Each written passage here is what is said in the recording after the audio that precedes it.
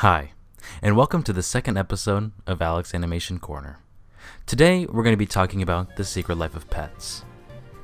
Around the time this movie was coming out, I was pretty hyped. I don't know why my expectations were so high, but when you look at some of the animated features that came out in 2016, there was still a lot to be desired. Having some disappointing movies like Sausage Party, the Ratchet Clank movie, and Norm of the North, you can see why. And that's where Illumination Entertainment comes in, to sweep in with a new IP that doesn't contain minions. One that gives us a glimpse of how life moves around us when we're away, in the form of our fluffy companions. Oh, how I was wrong.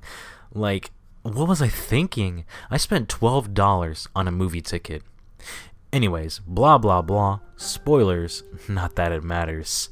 I mean, watch the movie once, but you probably wouldn't want to watch it any more than that. Alright, animation. Holy smokes, this movie is gorgeous. It's beautiful. The skyline and cityscapes are phenomenal. The detail in the buildings, water, and fur is astounding. I gotta say, props to your team. The animation of character movements is phenomenal as well, and well, I don't think I need to say any more on the animation front because I'll start to sound like a broken record. But when it comes to the movie itself, well, it's boring. The character interactions are weird. The relationships, fake. The characters themselves are unremarkable and forgettable, besides someone like Gidget, played by Jenny Slate. Yes! Yes! Save my true love! I'm coming, Max! Who was kind of funny, but a bit overbearing. You don't feel for these characters. You don't fear for these characters, which is a huge issue when it comes to feeling grounded with these characters. There's no chemistry between them or with you as a viewer. They don't pull you in as real people, or dogs in this case. They're flat, single motivational beings with no nuances that separate them from each other. I could talk about the gang that set off as a rescue team to find Max and Duke, but nothing of substance happens besides them recruiting a dog that can get them to the sewers and a hawk that can spot them out of the sky. Starting off, Duke is introduced into Max's home, and, well, a dog rivalry ensues because Max is kind of jealous, which is kind of understandable since Max has been with his owner for, his entire life, and Duke just kind of comes out of nowhere. Then they get sent off to a dog park with a dog walker since, their owner goes away, and they get caught up with animal control because Duke, hates Max, I guess, and tries to throw him off in a dumpster somewhere, and they get captured by a gang of sewer animals, and the sewer animals are like, hey, let's do an initiation thing, and then, they escape, and Duke manages to rescue Max, kind of, because they get caught up in the ocean. And then they're like, hey, it smells like hot dogs. And then they go to like some dumb hot dog sausage factory or something like that. Alright, you guys with me so far? 10 out of 10 movie. Here we come. Oscar, baby. Woo! No, but let's keep going. Right about this time, we're already like halfway through the movie when it comes to the main, meat of it. And let's back up just a tiny bit. They go to this sausage factory, and we get to see this beauty of animation. Come on, boys!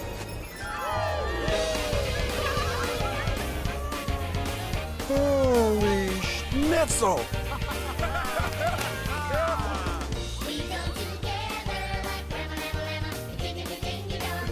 I can see why people would find this humorous, but we're supposed to be pulled into the story, to feel alongside these characters, to join them in their struggle, and then we're given some acid trip that's completely irrelevant to the story. And at the end of that, we get this big reveal that Duke's owner used to live in the area, and we're given these scenes of Duke and his owner interacting and playing, and it's kind of cute. And so Max is like, let's go ahead and try to visit your owner since we're in the area. Well, when they go to the house, they indirectly find out he died. And this is the part where you're supposed to feel sad. This dog, who is a complete, lack of a better word, asshole, his owner died, and other owners have moved in, and what happens next? You would expect him to cry? He feels lost in the world? Alone, maybe? No. He blames Max for bringing him there. Wait a minute. This is my fault? You know, I was trying to help you. You were trying to get rid of me. Alright, anger is fine. Let's see how this anger plays out. You know, Duke runs away, and with his anger and fear and loneliness, he attacks Max in a fit of rage, and Max gets hurt, so Max possibly runs off and leaves him alone, or Duke runs off and, you know, they try to reconcile or something? No. Instantly, Max gets captured by animal control, who then basically swaps with Duke, since Duke is trying to rescue Max again, which doesn't really feel like much of a rescue in my opinion, since it's basically instant. You're supposed to set us up for this big emotional scene, and you kill it. Like, we want to see the emotion, we want to feel these characters. Slow it down, Illumination. And why is animal control such a reoccurring theme in this movie? Have you ever been to the gridlocked city that New York is? Or have you ever seen animal control? Like, have you actually ever seen animal control anywhere, like, in your entire life? Odds are anyone who's watching this movie probably has never seen animal control, and I'm sure if you go ahead and give them a call, it's gonna be a few minutes at least before they actually show up. But I digress. It's just a weird plot dynamic that just keeps popping up, and it really just takes away from the movie.